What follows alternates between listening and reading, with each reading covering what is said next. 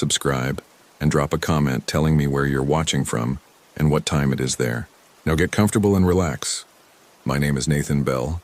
I need to write this down while I still remember things clearly, while I can still tell the difference between what happened and what I think happened. I'm not sure how much longer that's going to be possible. It started 3 weeks ago in the Badlands of South Dakota. My buddy Marcus and I had been planning this RV trip for months. We'd rented a 26-foot Class C motorhome. Nothing fancy, but it had a bathroom and a bed over the cab, which was all we needed. The plan was simple: drive from Minneapolis to the Black Hills, spend a few days hiking, maybe hit some casinos, decompress from our jobs. Marcus worked in IT, I was in insurance adjusting. We were both 34, both divorced, both tired. The Badlands weren't even supposed to be part of the trip. We just planned to drive through, maybe stop for photos, but Marcus wanted to see the Sage Creek campground because it was primitive. No hookups, no facilities, just parking spots in the middle of nowhere. Real camping in, he called it. I didn't care either way.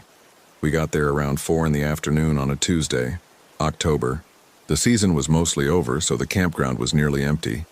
Just us, an older couple in a vintage Airstream about 100 yards away, and a solo guy in a conversion van parked at the far end. The landscape was exactly what you'd expect. Layered rock formations, scrubby grass, that strange feeling of being on another planet. The sun was bright and hard, the kind that makes you squint even with sunglasses. We set up in spot 17. Marcus wanted to cook steaks on the camp grill, so we got that going while I opened beers. The wind picked up as the sun started to drop, carrying dust across the flats. Everything had this yellow tint to it, like an old photograph. "This is perfect," Marcus said, flipping the steaks. "No cell service, no bullshit. Just us and the rocks." I agreed at the time. We ate around the picnic table as the sun set. The sky went through the usual progression: orange, pink, purple, that deep blue before black. Stars started appearing. The older couple had gone inside their Airstream. The conversion van guy was sitting in a folding chair smoking. I could see the red glow of his cigarette. "Think he's out here cooking meth or something?" Marcus joked. "Probably just wants to be alone." Then he picked the right place. We stayed up until around 11, drinking and talking about nothing important. Marcus had recently started seeing someone, a woman from his gym, and he kept bringing her up, then catching himself and changing the subject. I knew he felt guilty talking about relationships around me since my divorce had been rough, but I didn't mind. I was past that. We went to bed around midnight. I took the bed over the cab. Marcus had the converted dinette. The mattress was thin and uncomfortable, but I was tired enough that it didn't matter. I fell asleep listening to the wind rocking the RV slightly on its suspension. I woke up at 5:47 a.m. I know the exact time because I checked my phone, even though it had no signal. The sun was rising, painting the rocks outside my window, that deep red color you get sometimes at dawn. I lay there for a few minutes, debating whether to go back to sleep or get up and make coffee. That's when I noticed the second sun. At first, I thought it was a reflection, maybe on the window or in my glasses, which were on the tiny shelf next to the bed. But when I put my glasses on, it was still there. A second sun, smaller than the first, hovering about 15 degrees to the left of the main sunrise. It was dimmer, more silver than gold, but definitely there. Definitely real. I sat up, hitting my head on the low ceiling. I pressed my face against the window, looking out at the Badlands. The second sun cast its own light across the formations, creating a second set of shadows that overlapped with the first. The effect was disorienting, like looking at a badly aligned photograph. "Marcus," I called out. "You awake?" No answer. I climbed down from the cab bed, trying not to make too much noise. He was still passed out on the dinette, one arm hanging off the mattress. I shook his shoulder. "Marcus, wake up." He groaned and opened one eye. "What time is it?" "Almost 6. Come look at this." "Look at what?" "Just come here." He sat up slowly, rubbing his face. I pointed out the windshield toward the eastern horizon. "You see that?" He squinted, then reached for his glasses on the counter, put them on, looked again. The sunrise?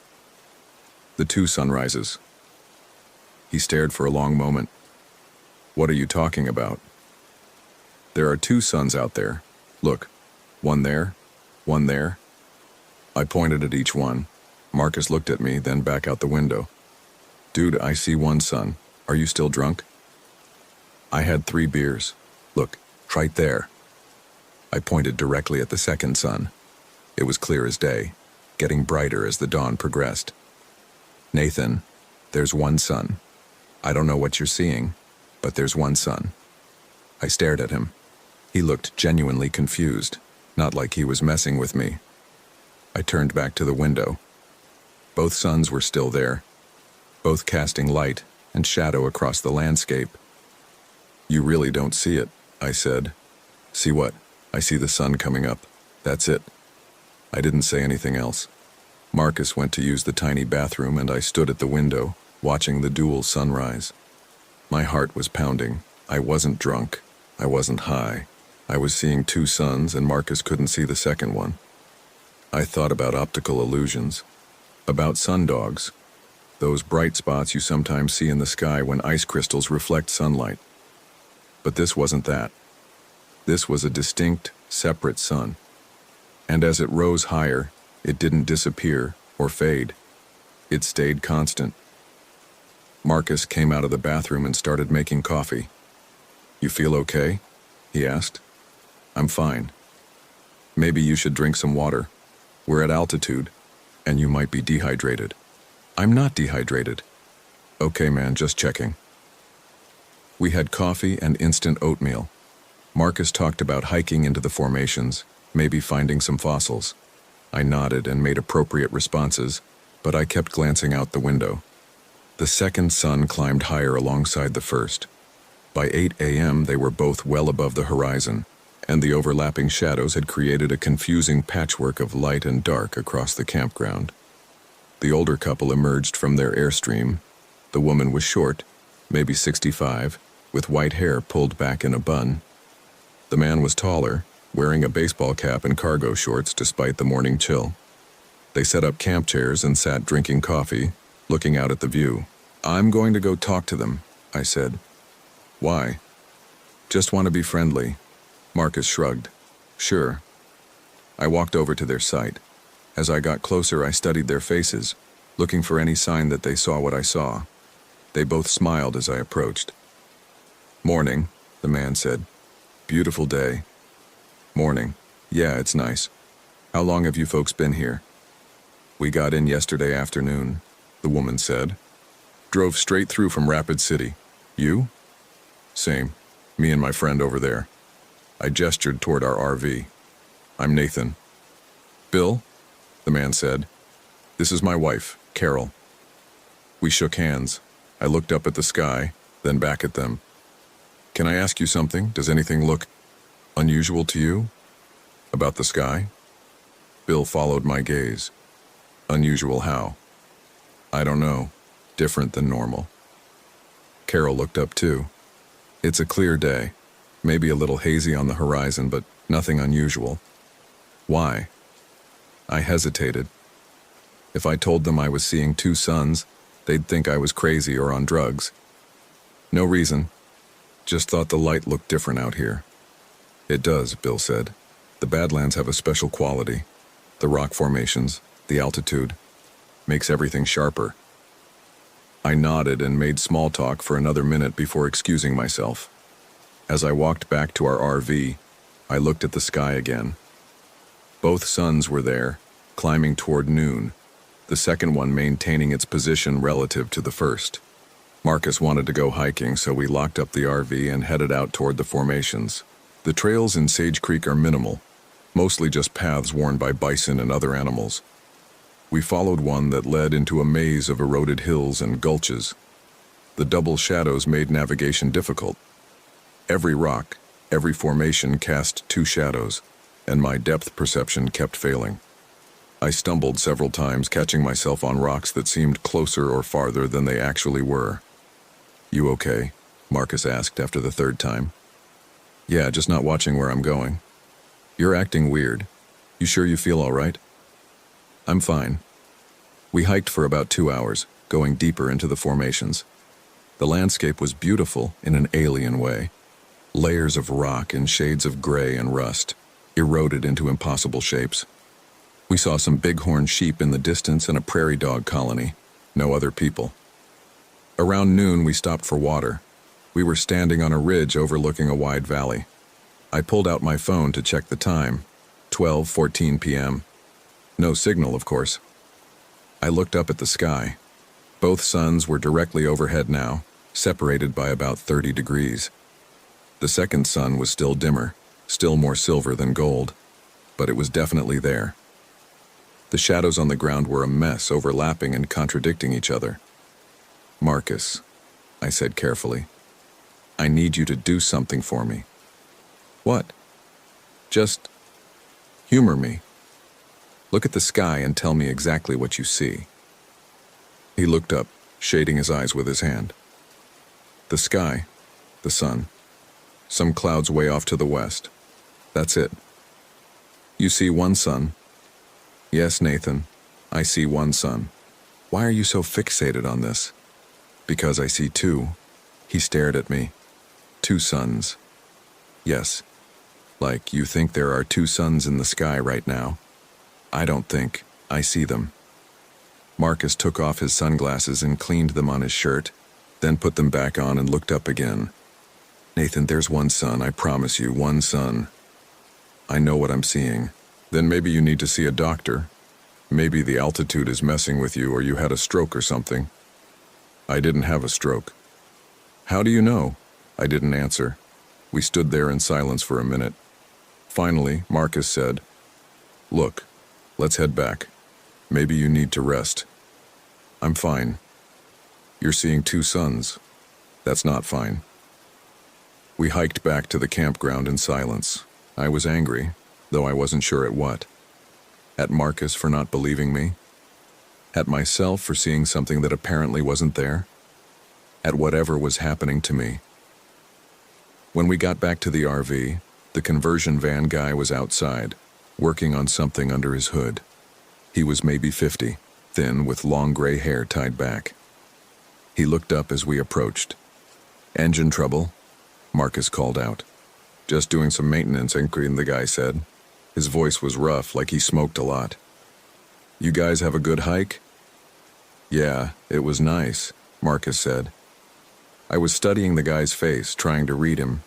He glanced at me, and for just a second I saw something in his expression. A flicker of recognition, maybe, or understanding. Then it was gone. "The light out here is strange," I said. The guy nodded slowly. "That it is." "You notice anything unusual about it?" He wiped his hands on a rag, looking at me steadily. "Depends on what you mean by unusual." "Just anything that stands out." He glanced up at the sky, then back at me. "I've been coming out here for years. Every time it's different. The light, the shadows, the way things look. Some days it plays tricks on you." "What kind of tricks?" He shrugged. "You see things, or you don't see things. Hard to say what's real sometimes in a place like this." Marcus was shifting uncomfortably. "Well, we'll let you get back to it. Nice talking to you." "Likewise." As we walked back to our RV, I looked back once. The van guy was watching me, not in a threatening way, but with an intensity that made my skin prickle. Inside the RV, Marcus turned on the propane stove to make lunch.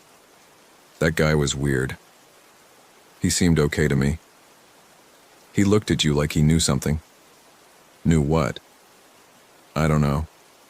Just weird vibes. We ate sandwiches and chips. I couldn't stop thinking about what the van guy had said. You see things or you don't see things. Like he understood what I was experiencing. That afternoon, I tried to nap but couldn't. I lay in the cab bed staring out the window at the two suns now descending toward the western horizon. The second sun maintained its position, always about 30 degrees offset from the first. I pulled out my phone and tried to take a photo, but the second sun didn't show up in the image. Just the first one, alone in the sky. I deleted the photo and put my phone away. Around 5 p.m. I heard voices outside. I climbed down to find Marcus talking to Bill and Carol. They'd walked over to invite us for drinks at sunset. "We've got a nice bourbon," Bill was saying. "Too much for just the two of us." "That's kind of you," Marcus said. "We'd love to." I nodded in agreement, though I wasn't sure I wanted to socialize. But maybe being around other people would help. Maybe whatever was wrong with me would correct itself. We walked over to their site at 6. They'd set up 4 chairs in a semicircle facing west, where the suns, or sun to everyone else, were beginning to set. Carol poured bourbon into plastic cups while Bill talked about their travels. They'd been on the road for 2 years, visiting every national park they could. "This is our 4th time to the Badlands," Carol said. "It never gets old. There's something about this place." "What do you mean?" I asked. She thought about it. "It's hard to explain. It feels ancient, timeless, like you're standing in a place that exists outside normal time." "That's poetic," Marcus said, smiling. "It's true," Bill said. "Some places have that quality. The Badlands, Monument Valley, parts of the desert Southwest. You feel it when you're there." We drank and watched the sunset. The dual suns descended together, creating a complex interplay of colors and shadows across the formations. To me, it was beautiful and terrifying. To everyone else, it was just a sunset. "You ever see anything out here you couldn't explain?" I asked. Bill and Carol exchanged a look. "Like what?" Bill asked. "Just unusual things, strange phenomena." "This is fossil country," Carol said. "Sometimes you find things that make you think about how old the Earth is, how much time has passed. That can be strange in its own way." "But nothing like anomalies? Things in the sky, maybe?" Another look between them. Bill took a sip of his bourbon. "Why do you ask?" I hesitated. Marcus was watching me with concern. "No reason. Just curious." We finished our drinks as the sun set. When it was fully dark, we thanked Bill and Carol and headed back to our RV.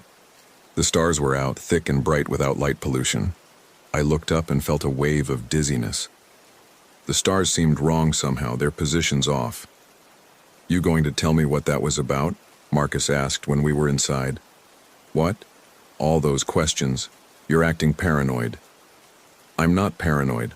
I'm trying to understand what's happening." "What's happening is you're seeing things that aren't there. That's concerning, Nathan. We should drive into Wall tomorrow.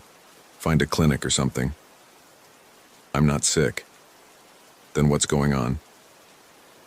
I sat down at the dinette. "I don't know. But something's wrong. The light, the shadows, everything feels off." Marcus sat across from me. "Look, man, I'm worried about you.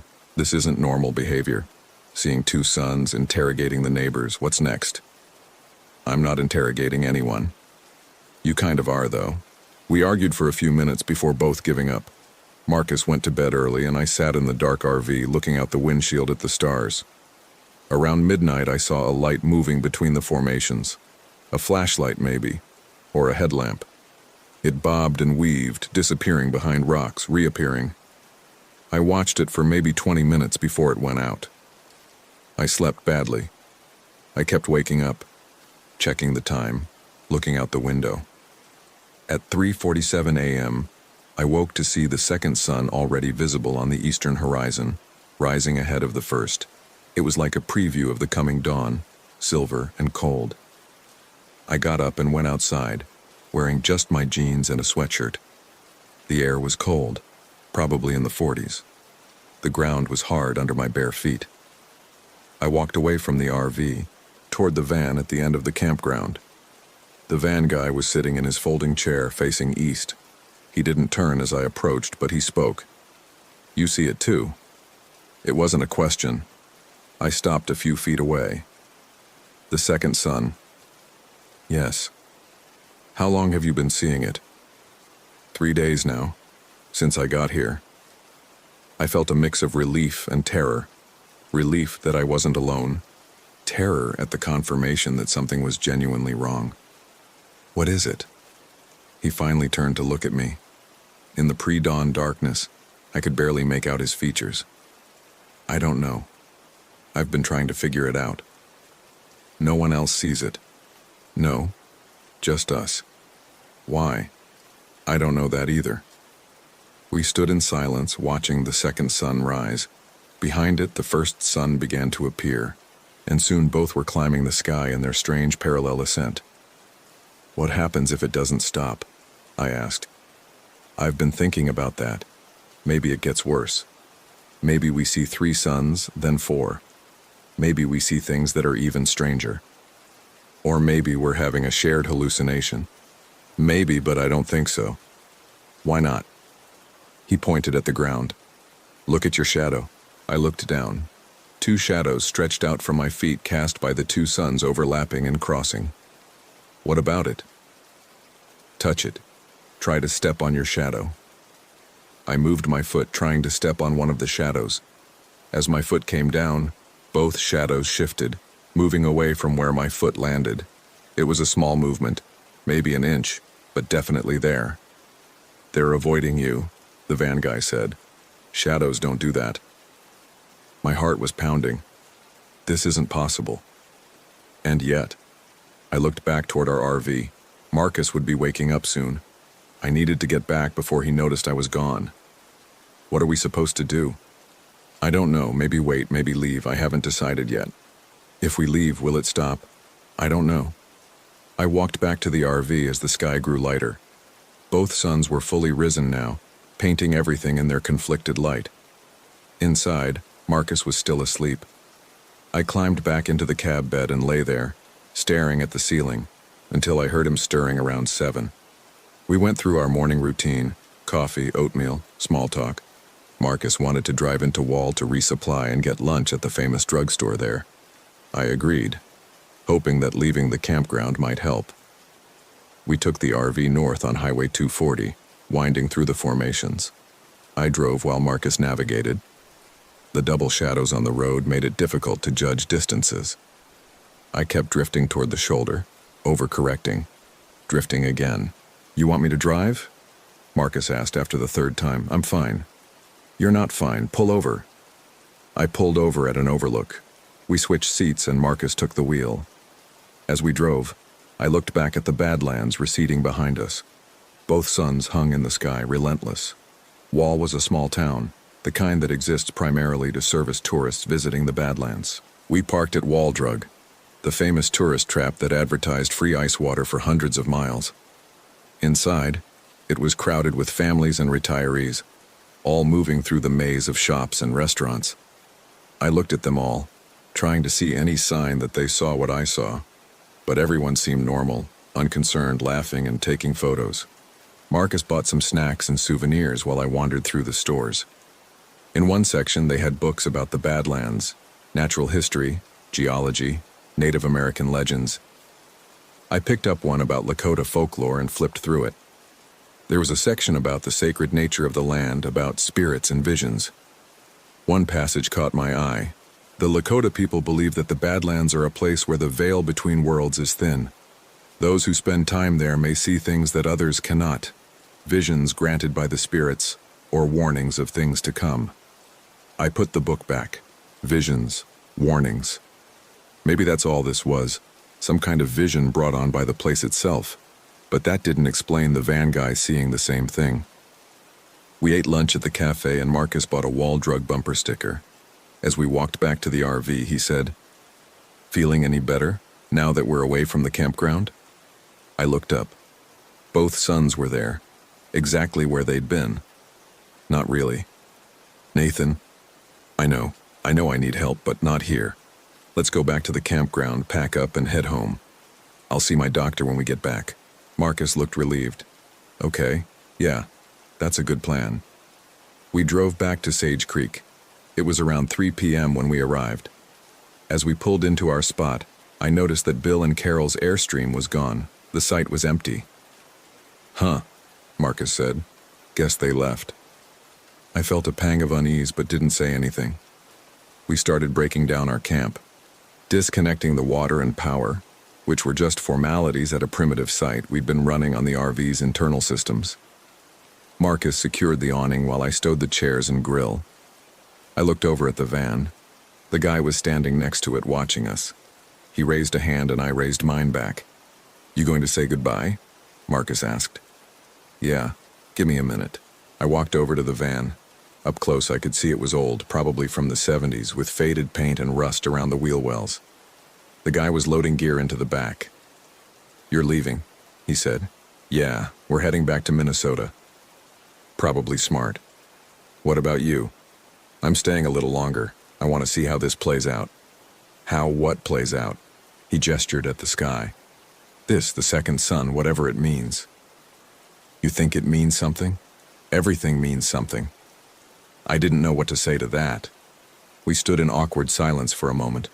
Finally, I asked, "What's your name?" "Robert." "I'm Nathan." "I know. I heard your friend call you that." "Robert, do you think we're going crazy?" He thought about it. "No. I think we're seeing something real. I just don't know what it is yet. But no one else sees it. That doesn't make it less real. Just means we're different somehow. Changed. Changed how? I don't know." He closed the van doors and turned to face me. "But I'll tell you this. I don't think it stops here. I think whatever this is, it's just starting." That's not comforting. It's not meant to be. I heard Marcus calling my name. "I should go," I said. "Safe travels, Nathan." "You too." I walked back to our RV. Marcus had everything ready to go. We climbed in, and he started the engine. As we pulled out of the campground, I looked back at Robert standing next to his van, watching us leave. Then we rounded a curve, and he disappeared from view. We drove east, back toward the highway. The Badlands stretched out around us, ancient and indifferent. Both suns were beginning their descent toward the western horizon. "I'm glad we're leaving," Marcus said. "That place was starting to get to me." "Yeah. Not just the second sun thing with you, the whole vibe. Too isolated." I didn't respond. I was watching the landscape roll by, the formations and the sky. About 20 minutes from the campground, as we were approaching the park boundary, Marcus suddenly slammed on the brakes. "What the hell?" I looked forward. The road ahead was blocked. Not by a vehicle or a fallen rock, but by something else. The air itself seemed wrong, warped like heat shimmer, but more solid. Through it, I could see the road continuing, but it was distorted, bent. "Do you see that?" I asked. "Yeah, I see it. What is that?" So he could see this. Whatever it was visible to both of us. That should have been reassuring, but it wasn't. Marcus edged the RV forward slowly. As we got closer to the distortion, I felt a pressure building in my ears, like the air pressure was changing. The RV's engine started to sputter. "Maybe we should turn around," I said. "And go where? Back to the campground?" "I don't know, just not through that." Marcus put the RV in reverse and started backing up, but when I looked back, the road behind us was gone. Not blocked, gone. Just empty space where the asphalt should have been, like the road had been erased. "Marcus, I see it." We were boxed in. Ahead, the warped air. Behind, nothingness. On both sides, the Badlands formations rose up, impassable for a vehicle. "What do we do?" Marcus's voice was tight with panic. I looked up through the windshield. Both suns were directly overhead now, and they were doing something strange, moving closer together. The distance between them was shrinking. "They're converging," I said. "What are?" "The suns." Marcus looked up. "I only see one sun, Nathan." "You don't see them moving toward each other?" "I see one sun, just one. But to me, it was clear. The two suns were spiraling toward each other, their light beginning to overlap. Where the light met, reality seemed to shimmer and break, like a photograph poorly stitched together. The RV's engine died. All the lights on the dashboard went dark. We sat in sudden silence, just the wind outside and our breathing. "Try starting it again," I said. Marcus turned the key. Nothing. Not even a click. "Fuck," he whispered. The pressure in my ears was building. I could feel my heartbeat in my temples. Outside, the light was becoming painful to look at, too bright. Both suns now merged into a single blazing point directly above us. "We need to get out," I said. "Out where?" "There's nowhere to go." "Anywhere but here." I opened the passenger door and stepped out.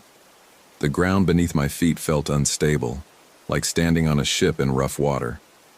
Marcus came out the driver's side and we stood next to the RV, looking around. The Badlands were transforming. The rock formations were shifting, growing, shrinking, rearranging themselves like pieces on a chessboard. The sky was the wrong color, not blue, not quite purple.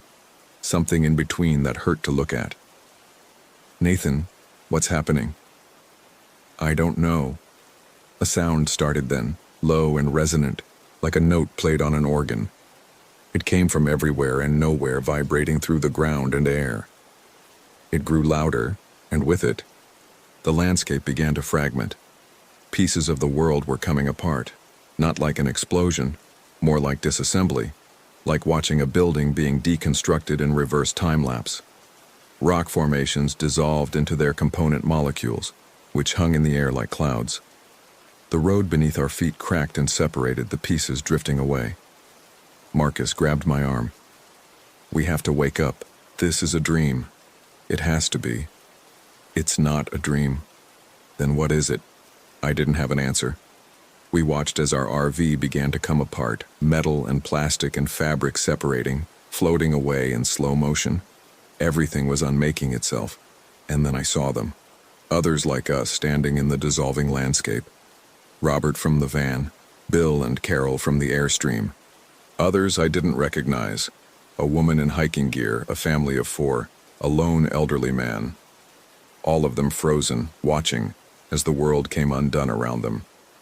They were all seeing it now. The second sun, the convergence, the ending.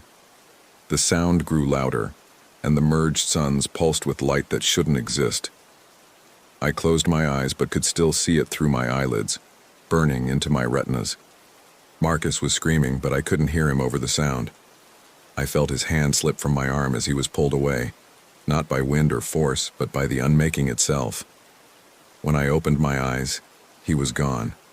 Just gone, with no indication he'd ever been there. I was alone in the dissolving Badlands.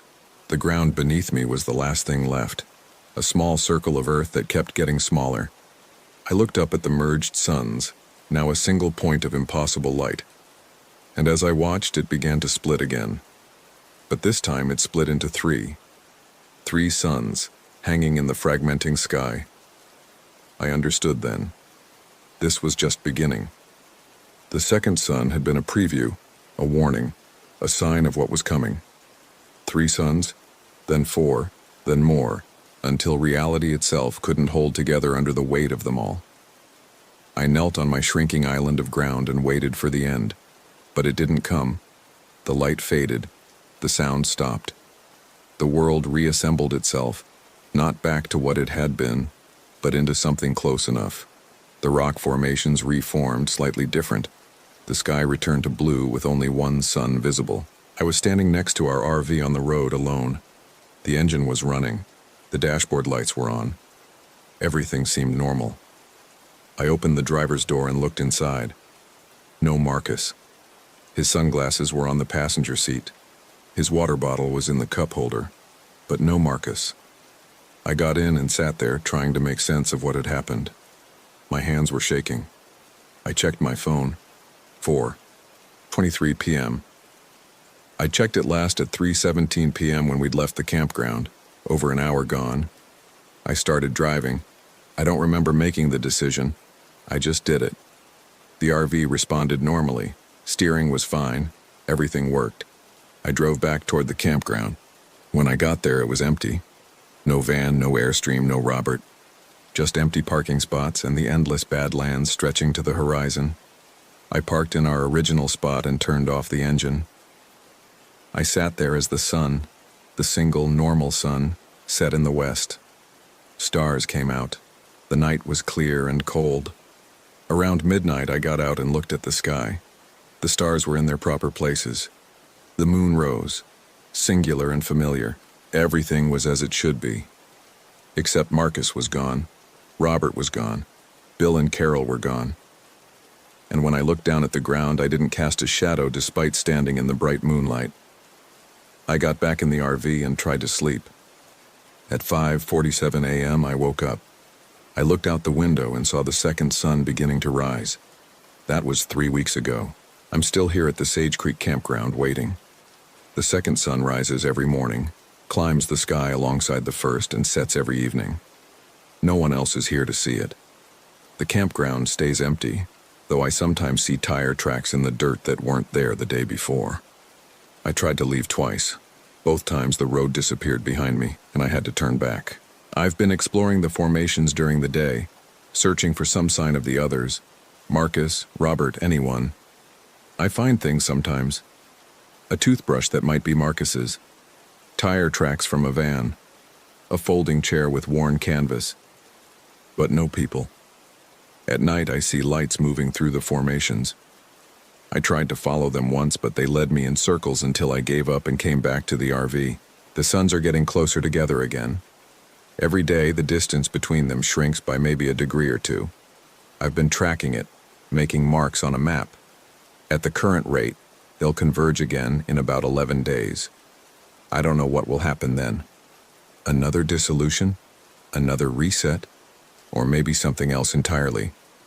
I'm writing this down because I want there to be a record. I want someone to know what happened here, even if I can't explain it fully, even if no one believes it. If you're reading this, it means you found the RV. Maybe I left it behind. Maybe something else happened. Either way, take this as a warning. The Badlands are not what they seem. The land here is old and it remembers things, it shows you things. And sometimes it doesn't let you leave. I can see the second sun rising now through the windshield. It's 5:47 a.m. The same time I first saw it. The same time I wake up every morning. Tomorrow I might see a third sun. The day after that, a fourth. Or maybe tomorrow there will be no suns at all. I guess I'll find out. My name is Nathan Bell, and I am the only person who can see what's coming. That's what I keep telling myself anyway, because the alternative, that I'm the only person left to see anything at all, is too terrible to accept. The suns are rising. I should go outside and watch.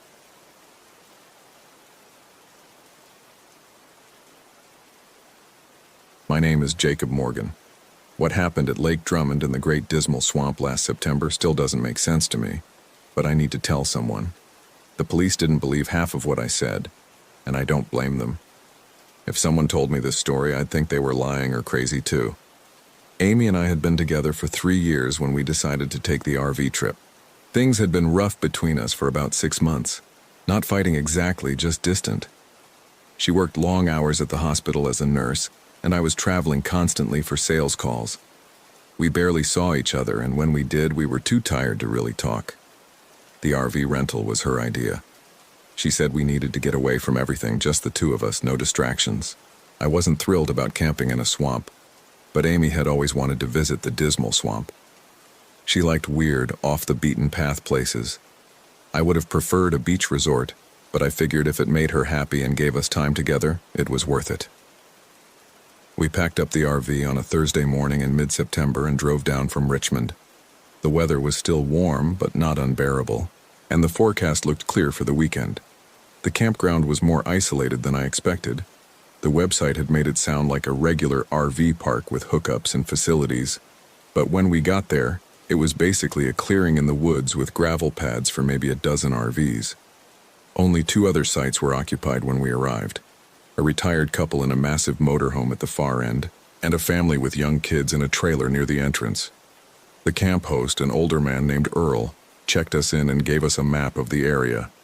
He seemed friendly enough, but had this way of looking at us that made me uncomfortable, like he was sizing us up for something. "Y'all picked a quiet time to visit," he said, folding his arms across his chest. He was wearing overalls and a faded baseball cap. "Most folks clear out after Labor Day." "That's what we wanted," Amy said, smiling. "Peace and quiet." Earl nodded slowly. "You'll get plenty of that out here. Just stick to the marked trails if you go hiking. Swamp's bigger than people think, and it's easy to get turned around." Cell service is pretty much non-existent once you're in the trees. We thanked him and drove to our assigned spot, which was in the middle section of the campground, surrounded by dense forest on 3 sides. The trees were tall, mostly cypress and tupelo, and they blocked out a lot of the sunlight even though it was only mid-afternoon. Amy was excited though. She jumped out as soon as I put the RV in park and started taking pictures with her phone. "This is perfect," she said.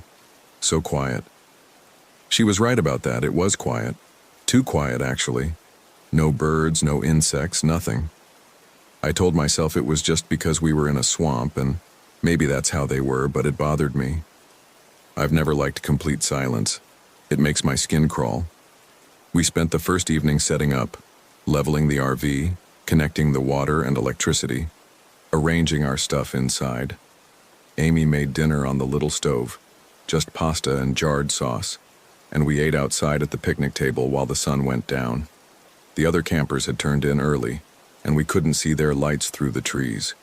It felt like we were completely alone. "This was a good idea," I told Amy as we cleaned up. "I needed this." She squeezed my hand. "Me too." That night we stayed up late talking, really talking, for the first time in months.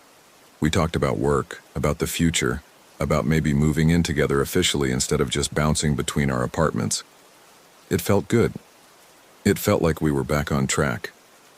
Around midnight, we went to bed in the RV's small bedroom at the back. The mattress was lumpy, and the space was cramped, but Amy curled up against me and I fell asleep feeling more hopeful than I had in a long time.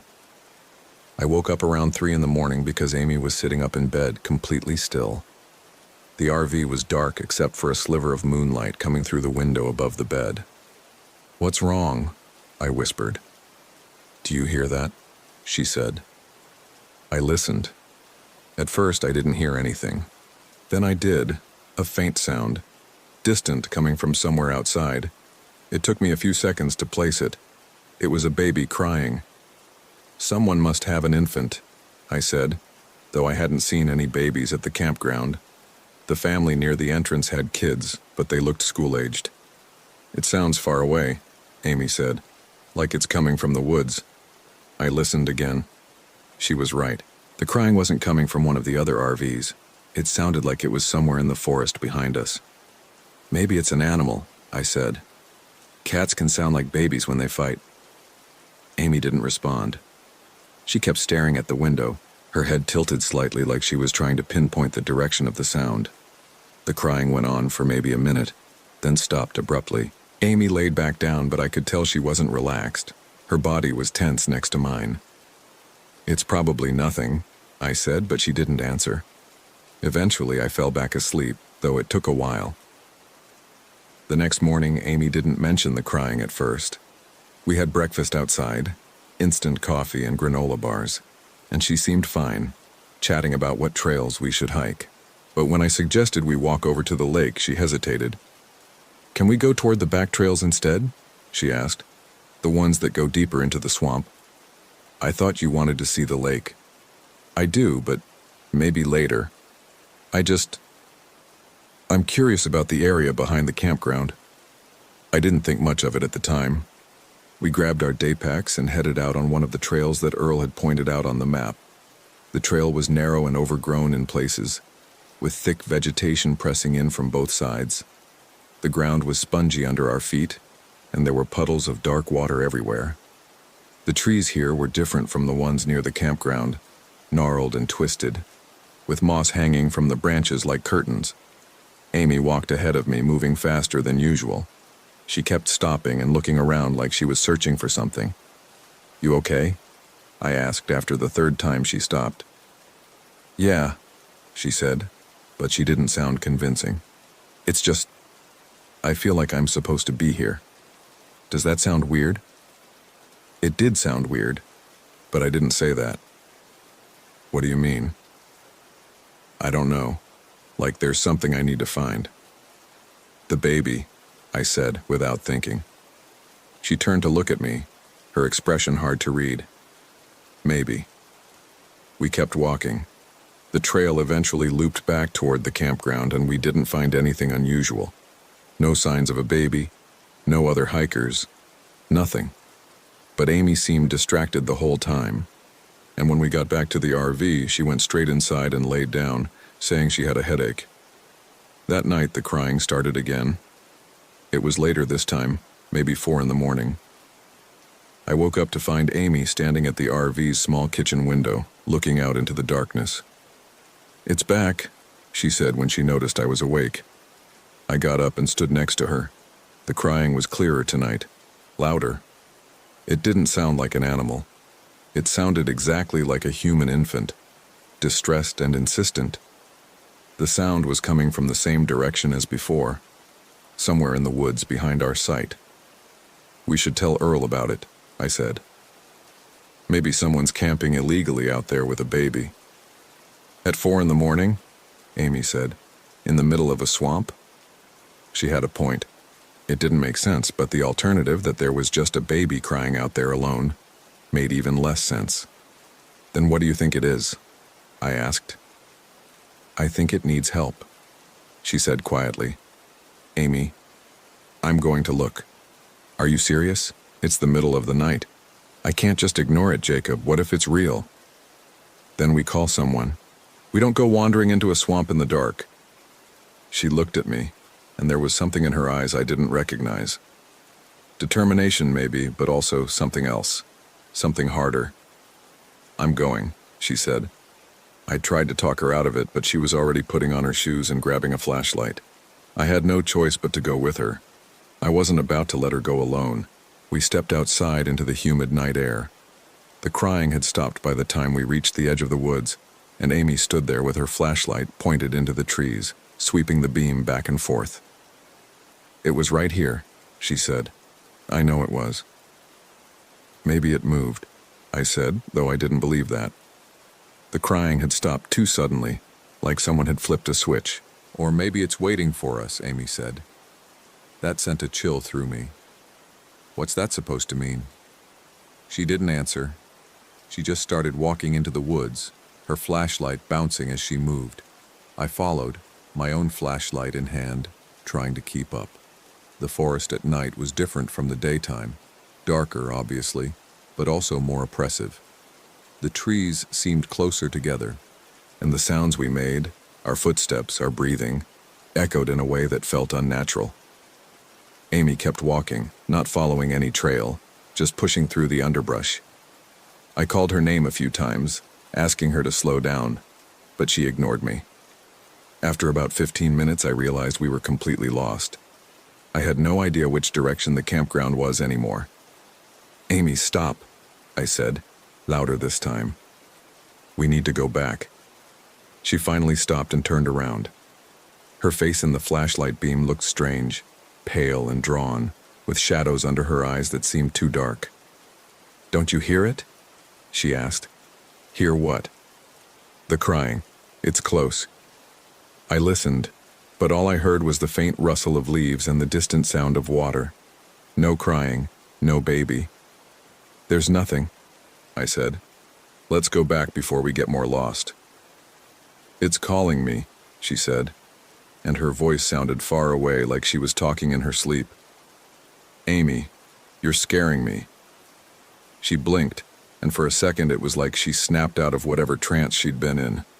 She looked around, confused, then back at me. "What are we doing out here?" she asked. "You wanted to find the baby." "The baby?" She frowned. I don't remember leaving the RV." That's when I started to really worry. We argued briefly about which way to go, then spent the next hour trying to find our way back. My phone was useless, no signal, and the GPS just showed a blank screen with a spinning loading icon. Amy's phone was the same.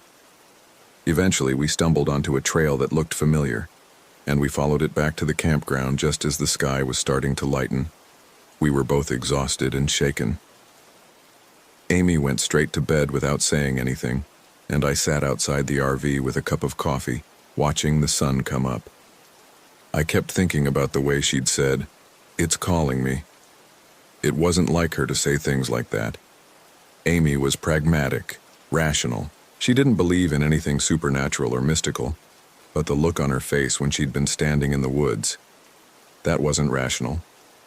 Later that morning, I went to find Earl. He was in the camp office, a small wooden shed near the entrance. I told him about the crying, leaving out the part about Amy's strange behavior. "You heard that too, huh?" he said, leaning back in his chair. "You've heard it before?" "Oh, sure, lots of folks hear it. It's been going on for years." "What is it?" He shrugged. "Nobody knows for sure. Some people say it's a bird, limpkin maybe. They make a sound that can seem like a baby crying. Other people..." He trailed off. "What do other people say?" "They say it's the swamp itself, that this place holds on to things, sounds, voices, whatever. It plays them back sometimes." I stared at him. "That doesn't make sense." "Nothing about the dismal swamp makes sense, son. That's why they call it dismal." He chuckled at his own joke, but there was no humor in his eyes. "My advice? Don't go looking for it. People who go looking for that sound, they don't always come back the same." "What's that supposed to mean?" "Just what I said.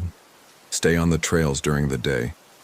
Don't go into the woods at night, and if you hear that crying again, ignore it."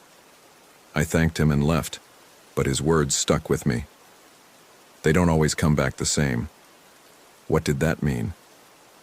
I thought about asking, but something told me I didn't want to know. When I got back to the RV, Amy was awake and sitting outside at the picnic table. She looked better, more like herself. She apologized for the night before, saying she didn't know what had come over her. She blamed it on being overtired and stressed from work. "Let's just have a normal day," she said. "No hiking, no looking for weird sounds. Let's just relax." I agreed, relieved. We spent the afternoon reading and playing cards, and for a while things felt normal again.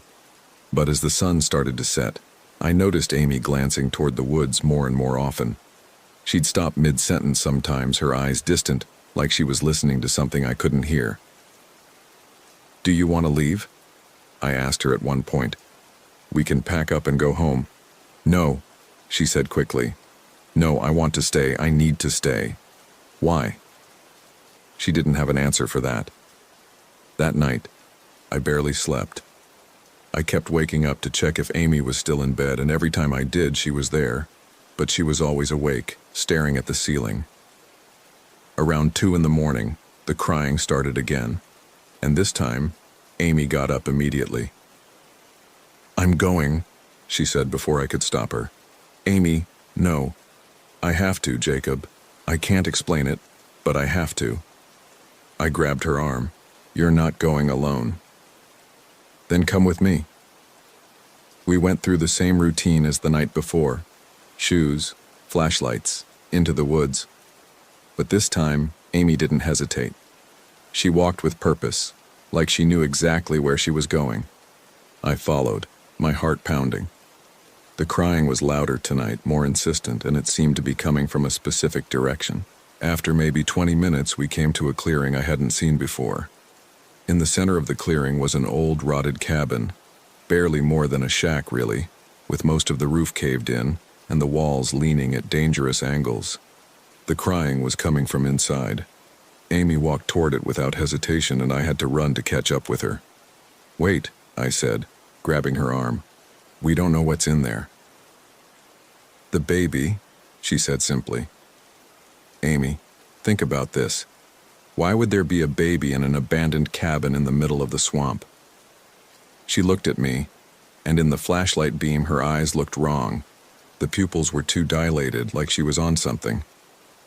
"Because it needs me," she said. She pulled away from me and walked into the cabin. I stood there for a second, frozen, then followed her inside. The interior of the cabin was worse than the outside. The floor was covered in leaves and debris, and there were holes in the floorboards big enough to fall through. The smell was overwhelming, rot and mildew and something else, something sweet and sickly that made my stomach turn. The crying had stopped the moment we stepped inside, and the silence was deafening. "Where is it?" Amy said, her voice echoing slightly in the small space. She was sweeping her flashlight around, searching. "There's nothing here," I said. "Let's go." It was here. I heard it. Maybe it was an animal. Maybe it ran when we came in. It wasn't an animal, Jacob. She said my name with such certainty that it chilled me. It was a baby. It was crying for help. There's no baby, I said firmly. We're leaving, now. For a moment I thought she was going to argue, but then she nodded. We left the cabin and made our way back to the campground. This time, the walk seemed shorter, and we found the trail easily. Too easily, actually. It was like the forest wanted us to leave. The next day, Amy barely spoke. She sat outside the RV all morning staring into the woods. I tried to talk to her to suggest we pack up and leave, but she wouldn't engage. It was like she was somewhere else entirely. That afternoon, the retired couple from the other end of the campground stopped by. They introduced themselves as Tom and Linda. They said they'd noticed we seemed upset and wanted to check if everything was okay. Have you heard it? Linda asked after we'd chatted for a few minutes. The crying? I exchanged a glance with Amy, who was sitting on the picnic table bench, still staring into the woods. Yeah, I said. We've heard it. Tom nodded gravely. We heard it our first night here too. Scared Linda half to death. Do you know what it is? I asked. Not for certain, Tom said. But Earl told us a story. Said back in the 1800s there was a settlement deeper in the swamp. Bunch of folks trying to make a go of it, farming and logging and such. One winter, there was a fever outbreak. Killed most of the children in the settlement. The parents buried them in the swamp, but they say the spirits never left. They say you can still hear them crying sometimes, looking for their mothers. That's just a story, I said, but my voice sounded weak even to me. Maybe, Tom said, but stories usually start from something real. After they left, I tried to talk to Amy about what Tom had said, but she dismissed it. It's not a ghost, she said. It's a real baby. I know it is. How can you know that? Because I can feel it, Jacob. I can feel it calling to me. That's when I realized how bad things had gotten. Amy wasn't just obsessed with the sound. She was convinced it was real, that there was an actual infant out there needing help, and nothing I said could convince her otherwise. That night I didn't sleep at all. I stayed awake, watching Amy, making sure she didn't try to leave. Around 3 a.m, the crying started again and Amy's eyes opened immediately. She didn't move, didn't sit up, just laid there listening. It's getting weaker, she whispered. It's dying. Amy, please. I have to help it. She tried to get up, and I held her down. We struggled briefly, and for a terrifying moment, Amy fought me with a strength I didn't know she had. Then suddenly, she went limp and started crying. I just want to help, she sobbed. Why won't you let me help? I held her while she cried, feeling completely helpless. When the sun came up, I made a decision. We were leaving. I didn't care what Amy said. I packed up our stuff while she sat outside, and by noon we were ready to go. Get in the RV, I told her. No, she said. I'm not leaving. Amy, we're going home. This place isn't good for you. I can't leave it, she said, and she was crying again. It needs me. I'm the only one who can hear it. I'm the only one who can save it. I tried to reason with her, tried to physically guide her into the RV, but she wouldn't budge. Eventually, I gave up. I told her I was going to the camp office to talk to Earl, to see if he could help. She nodded absently, and I left. Earl wasn't in the office when I got there.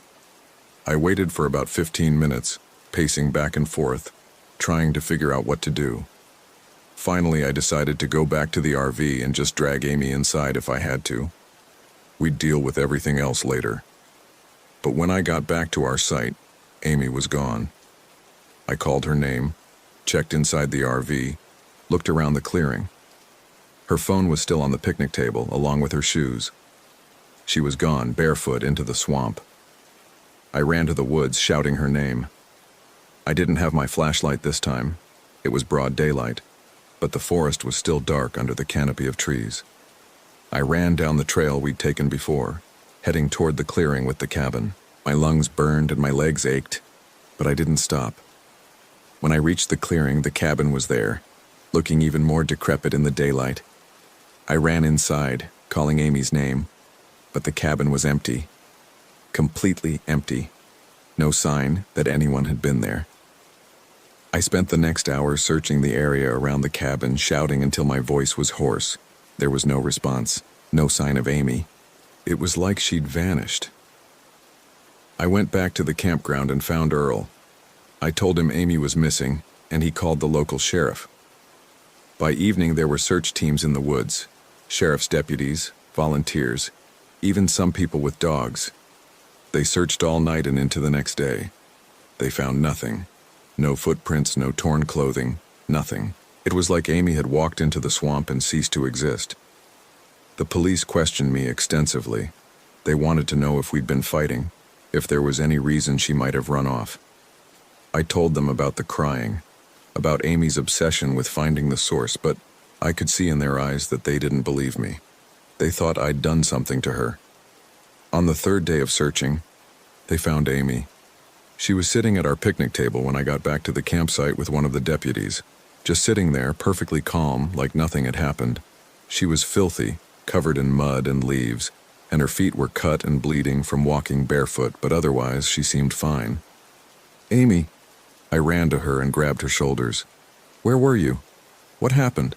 She looked at me, but there was something off about her expression. Her smile was too wide, too fixed.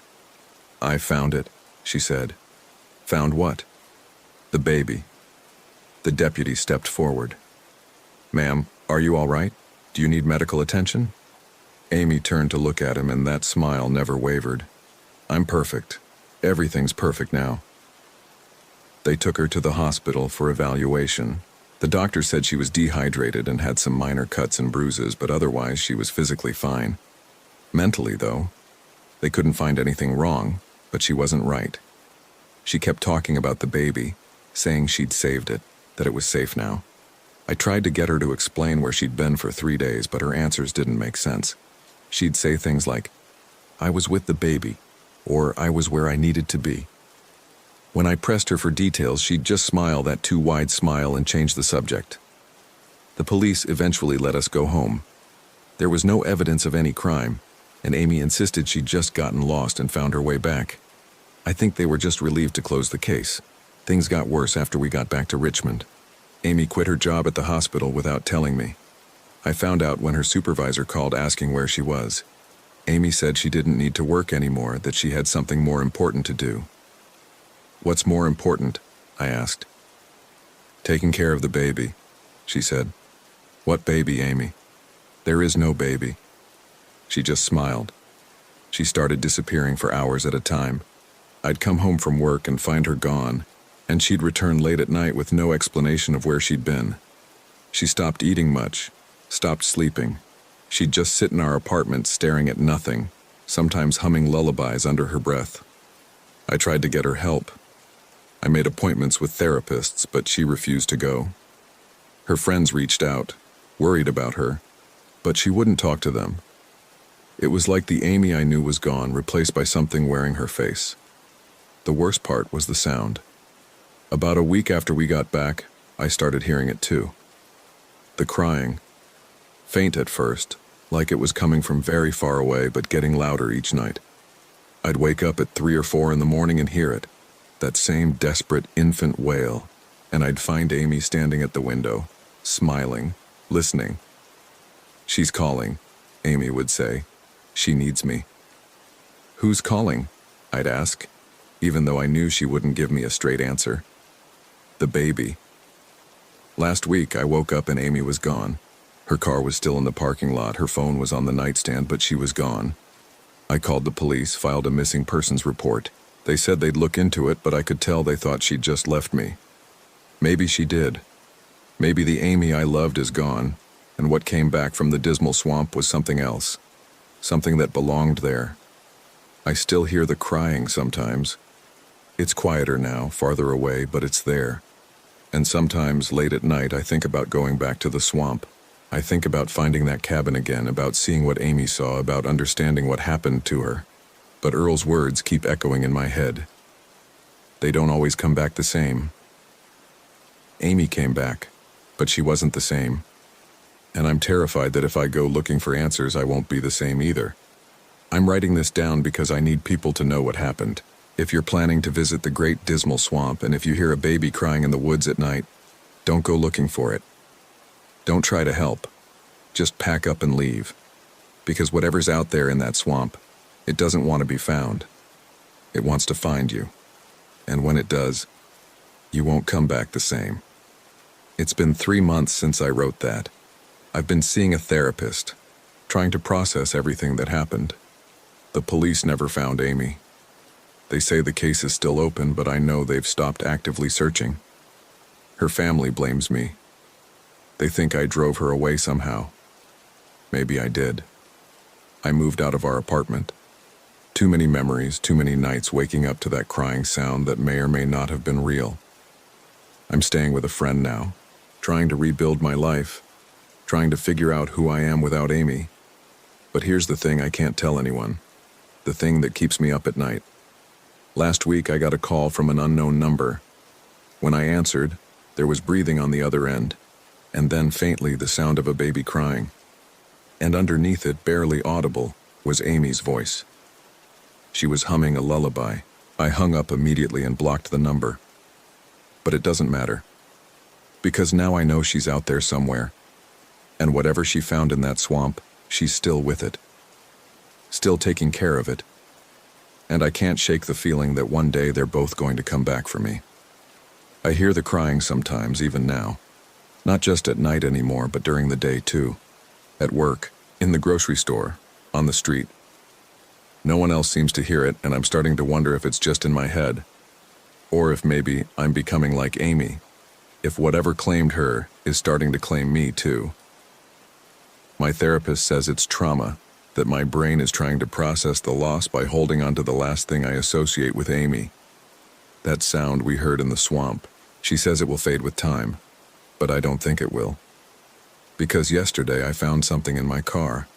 A small, muddy handprint on the inside of my windshield. Child-sized, too small to be from an adult. And next to it, written in the condensation, were 2 words. Come back. I'm writing this as an update and maybe as a warning. I don't know what's happening to me. I don't know if Amy is really out there or if I'm losing my mind. But I can feel it pulling at me. That same pull Amy must have felt. Like there's a thread attached to my chest, tugging me back toward the dismal swamp. Part of me wants to resist. To stay here, to keep seeing my therapist, to try to move on with my life. But another part of me, a growing part, wants to go back. Wants to find Amy. Wants to understand. And I think that part is going to win. If you're reading this and I disappear, you'll know where I went. You'll know I went looking for Amy in the Great Dismal Swamp. And if you ever hear news about me, about them finding me or not finding me, remember this. Whatever comes back probably won't really be me. Just like what came back wasn't really Amy. The crying is louder now. I can hear it as I write this, echoing through my apartment even though all the windows are closed. It sounds closer than ever. And for the first time, I don't think it sounds like a baby crying. I think it sounds like Amy. She's calling me home. And God help me, I think I'm going to answer.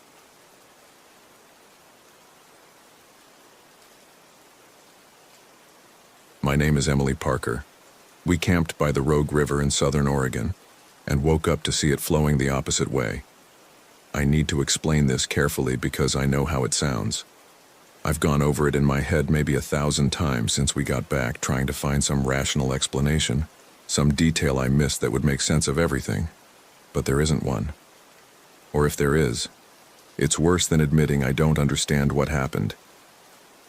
We left Portland on a Thursday morning in early September. The RV park was called Riverview Pines, about 40 minutes outside of Grants Pass.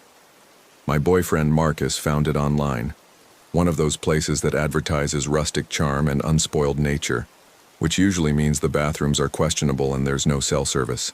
We'd been planning this trip for months, just 4 days to decompress before Marcus started his new job at the architecture firm. The drive down was normal. We stopped for gas in Salem, got Subway sandwiches that we ate in the parking lot. Marcus drove the whole way because I get nervous handling the RV on mountain roads. We listened to a podcast about unsolved mysteries. I remember that specifically because later, when things started happening, I wondered if we'd somehow jinxed ourselves by listening to stories about people disappearing. We arrived around 4 in the afternoon. The RV park was smaller than the website made it look, maybe 20 sites total, half of them occupied. The office was a small wooden building with a hand-painted sign. A woman in her 60s checked us in. Her name tag said Deb. She had the kind of face that looked like it smiled a lot, but she wasn't smiling then. "You're in Site 17, she said, handing Marcus a map. "Down by the river bend. Pretty spot." "Is it usually this quiet?" I asked. "September's our slow season. Most folks come in summer." She glanced at the window toward the river. "Water's high this year. Had a lot of rain up in the Cascades." Marcus asked about hiking trails, and she gave us a photocopied sheet with trail maps. The paper was worn, like it had been copied and recopied many times. As we were leaving, Deb called out, "Oh, and if you need anything after 8, I'm not in the office. Use the phone outside, extension 3. Site 17 was at the far end of the campground, tucked into a curve where the river made a sharp bend. 2 other RVs were visible through the trees, one about 50 yards upstream, another across the small access road. Our site had a picnic table, a fire ring, and a view of the water through the Douglas firs. The river was loud. That's the first thing I noticed. Not roaring, but a constant rush that filled all the space where silence would normally be. Marcus said it was soothing. I thought it was the kind of sound that would keep me awake. We spent the rest of the afternoon setting up. Marcus grilled chicken on the portable grill while I arranged our stuff inside the RV. Everything felt normal. Good, even. We ate dinner at the picnic table, drank wine from plastic cups, watched the light fade through the trees. The river caught the last of the sun, turning copper and then gray. Around 9, we walked down to the riverbank. The water was maybe 30 feet wide at that point, moving fast over rocks. A wooden post marked something, maybe the high water line or a property boundary. Marcus skipped stones. I took a photo of him doing it, though it came out too dark to see much. "Which way is it flowing?" Marcus asked. I pointed left, downstream. "That way, toward the ocean." "Just checking if you know your geography." "I know north from south, Marcus." We went back to the RV and watched a movie on Marcus's laptop. The Wi-Fi barely worked, so we downloaded it before we left. Some action thing with a lot of explosions. I fell asleep before it ended. I woke up around 3 in the morning. The river sounded different. Louder, maybe. Or just different in a way I couldn't articulate. Marcus was asleep next to me, breathing evenly. I got up to use the bathroom, trying not to wake him. Through the small RV window, I could see moonlight on the water. Everything looked normal. I went back to bed. In the morning, Marcus made coffee while I checked my phone. No signal, as expected. We'd told our friends we'd be off-grid for a few days. It felt liberating at the time. "Want to do that trail to Cooper Falls?" Marcus asked. Deb said it's about 6 miles round trip. "Sure. Let me just brush my teeth and we can go." That's when Marcus went outside and noticed. "Em," he called. His voice had a strange flatness to it. "Come look at this." I went out in my pajama shorts and camp sandals. Marcus was standing at the river's edge, staring at the water. "What?" He pointed. "Look at the current." I looked. The water was flowing right, upstream, back the way it had come. "That's not," I started, then stopped. "That's not possible." "I know." We stood there for a while, just watching. The water moved steadily, definitively, in the wrong direction. Leaves and small branches floated past, heading upstream. The sound was the same, that constant rushing, but now it felt wrong, like hearing a recording played backward. "There has to be an explanation," I said. "Maybe we're confused about which direction is which." Marcus pulled out his phone and opened the compass app. He pointed. "North is that way. The river flows south to north here, then west toward the coast. It should be going that direction. He pointed left. But it's going that way. He pointed right. Could it be the tide? We're 40 miles inland, Em, and rivers don't reverse direction because of tides. Not like this. I walked along the bank looking for something that would make sense of what I was seeing. The wooden post I'd noticed last night was still there. In the daylight, I could see it had marks on it. Carved lines at different heights, probably flood markers. The water was about 6 inches below the highest mark. Maybe there's a dam upstream that opened, I suggested, or closed. I don't know how dams work. Why would that make the river flow backward? He had a point. We went back to the RV and got dressed. Marcus wanted to ask Deb about it. I wanted to pack up and leave, but I didn't say that. It felt ridiculous to leave a campground because a river was flowing the wrong direction. The walk to the office took about 10 minutes. The other campers were up. I could smell bacon frying somewhere. A man was unhitching a boat trailer from his truck. Everything looked aggressively normal. Deb wasn't in the office. A different woman was there, younger, maybe 30s. Her name tag said Sarah. "Can I help you?" she asked. Marcus explained about the river. Sarah listened with a polite expression that didn't change. "The Rogue does some funny things depending on the season," she said. "Water levels, current speeds, it can look different day to day." "It's not flowing different," Marcus said. "It's flowing backward." Sarah's polite expression remained. "The river flows west to the Pacific. It's been doing that for a few million years." "Could you just come look?" I asked. "Please." She glanced at the clock on the wall. "I'm the only one here right now, but Deb should be in around noon. She knows the river better than anyone." We thanked her and left. Walking back, Marcus was quiet. "You think we're crazy," I said. "I think we saw what we saw. But she basically told us we're wrong. She didn't come look." Back at our site, the river was still flowing the wrong direction.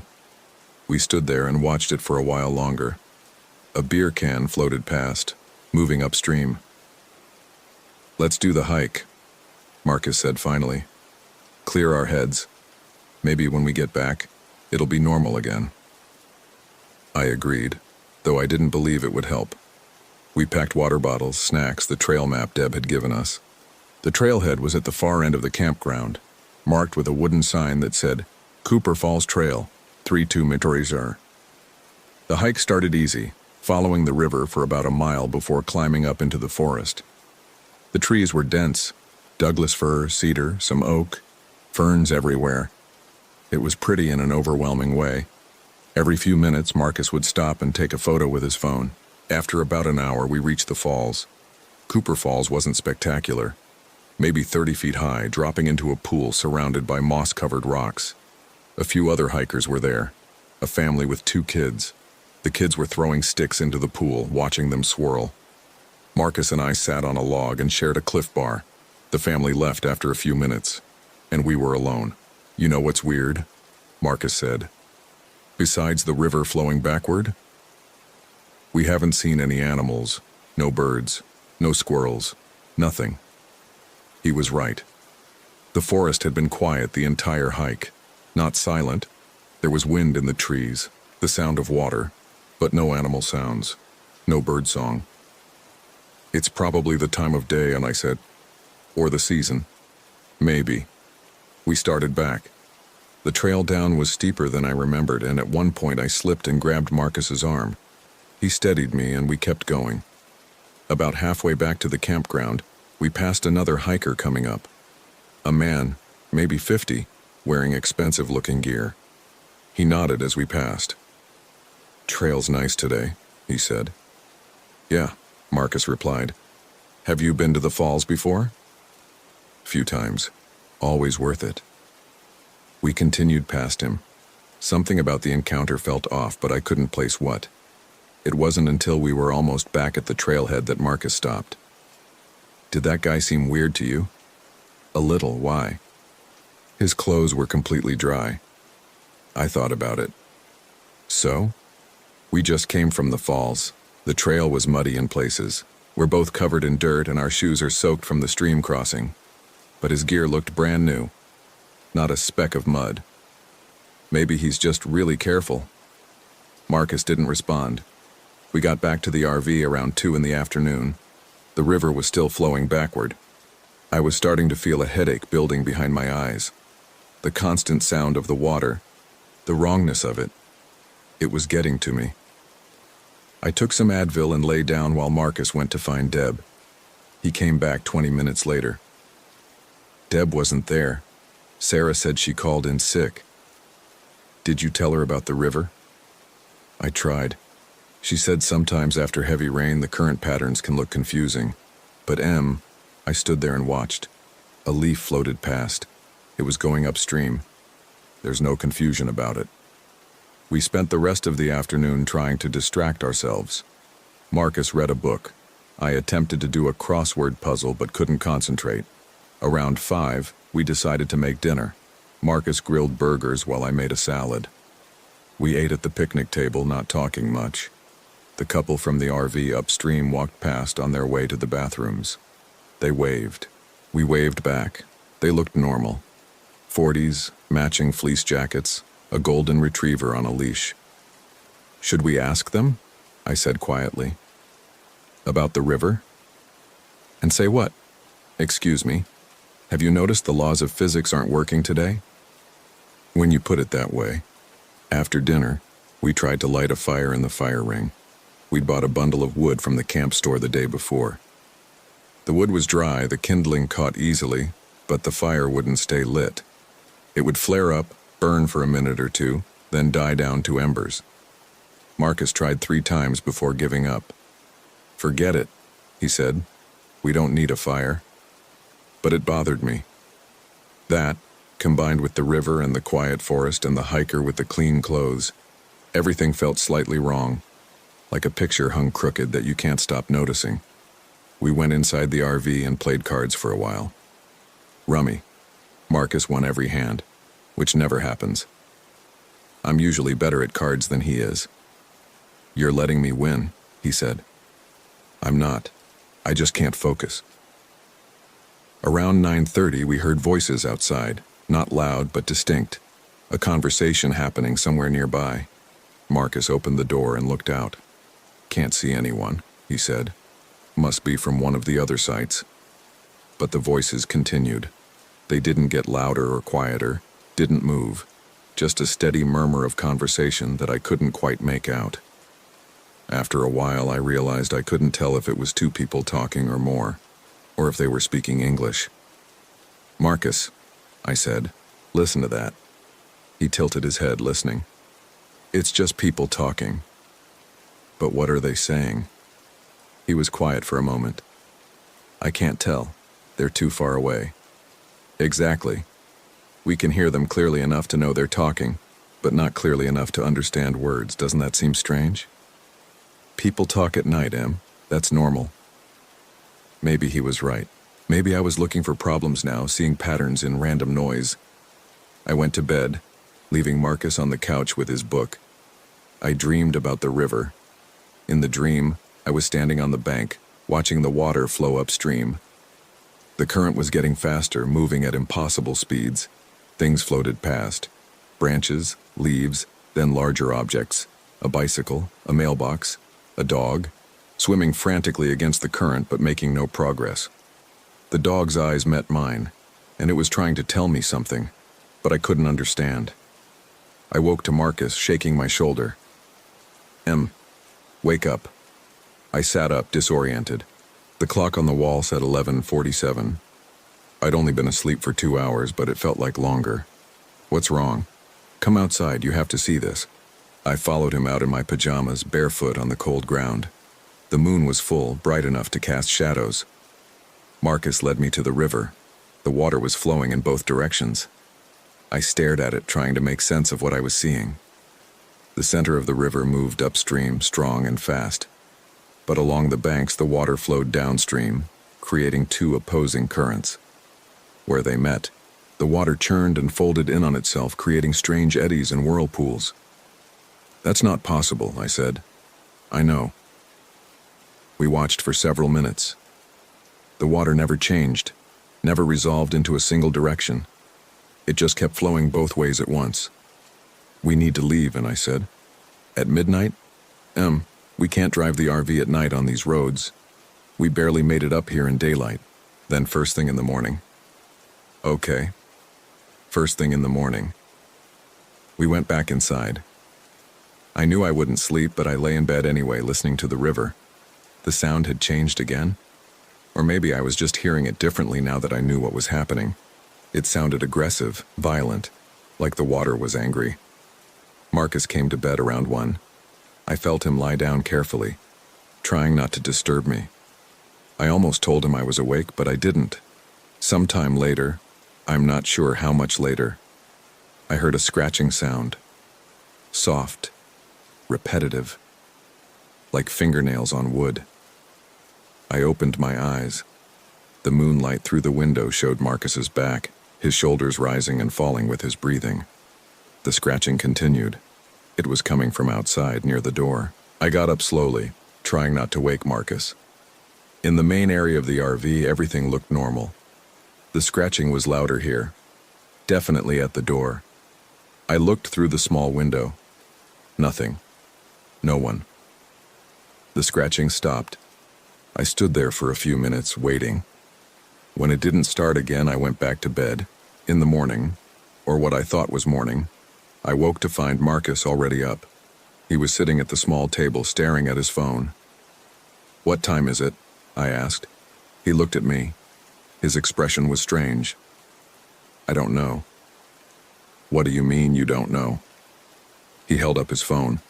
The screen showed 7:42 a.m. "But the sun's wrong. It's too high. It feels like afternoon." I checked my own phone.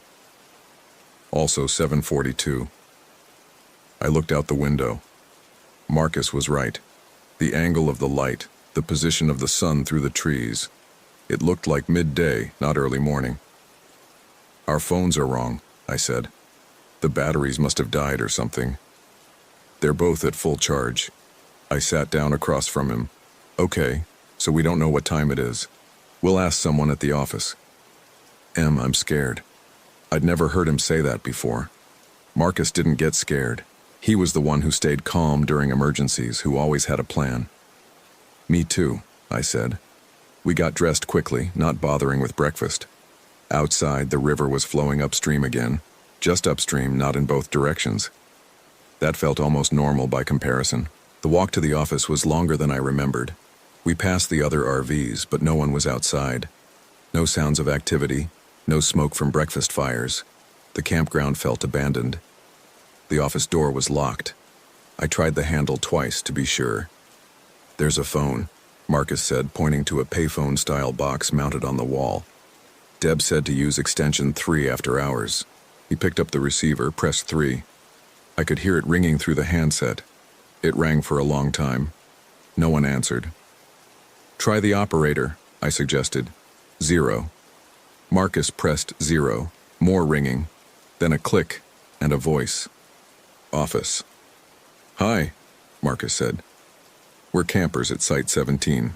We were wondering what time it is." Silence on the other end. Then, "What time is it?" "Yes." Our phones seemed to be wrong, and the voice interrupted. "What time is it where you are?" Marcus looked at me. I shook my head. Something was wrong with this conversation. "We're at Site 17, he repeated. "In the RV park. We just wanted to know." "Site 17. The voice was flat, neither male nor female. "By the river." "Yes. The river that flows backward." Marcus's grip on the phone tightened. "You know about that. Everyone knows, that's why they don't camp there anymore." "What do you mean?" The line went dead. Marcus hung up slowly. We stood there looking at each other. "What the fuck?" I said. "I don't know. We're leaving, right now. I don't care about the time or the roads or anything. We're getting in the RV and we're going." We walked back quickly, not quite running. The campground still seemed empty. When we got to Site 17, the couple with the golden retriever were outside their RV packing up. "Excuse me," I called to them. They looked over. The woman smiled. Good morning. Do you know what time it is? She checked her watch. Just after 1. 1 in the afternoon? Yes. But...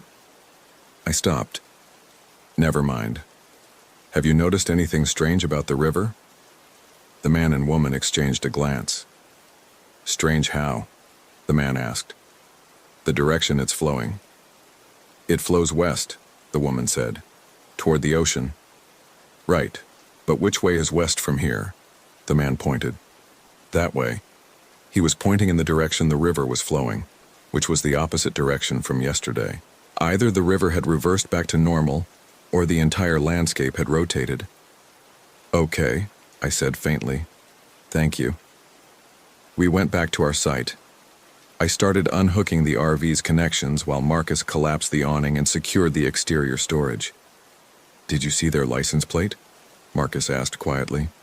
No. Why? Oregon plates, but the RV had a rental company sticker. From Arizona. So they rented an RV in Arizona, but it has Oregon plates. Or the plates changed. I didn't want to think about what that meant. We finished packing up. The whole process took maybe 45 minutes. By the time we were ready to leave, the couple upstream had driven off. We were alone. Marcus started the engine. It turned over on the first try, which felt like a small miracle. We pulled out of the site slowly, following the narrow road toward the exit. The road split after about 100 yards. One direction led back toward the office and the main entrance. The other direction, I didn't remember there being another direction yesterday, but there it was, a second road leading deeper into the campground. Did we come in that way? Marcus asked. I don't think so. He turned toward the office. The road curved through the trees, passing several empty campsites. After a few minutes, we reached another split. Both roads looked identical. Marcus, which way? I don't know. He took the left fork. After another minute, we came to another split, then another. This is wrong, I said. The campground isn't this big. We should have hit the office by now. Marcus stopped the RV. I'm going to turn around. He put it in reverse, backed up carefully. At the last split, he took the other direction. We drove for several minutes. The road kept splitting, branching, multiplying. None of it looked familiar. We're lost, Marcus said. We're lost in a campground. I pulled out the map Deb had given us. It showed maybe 20 sites in a simple loop. No maze of roads, no branches. I turned it over. The back was blank. Just pick a direction and keep going, I said. Eventually we'll hit the entrance, or a fence, or something. Marcus nodded and drove on. The road curved and split and curved again. We passed campsites, all empty.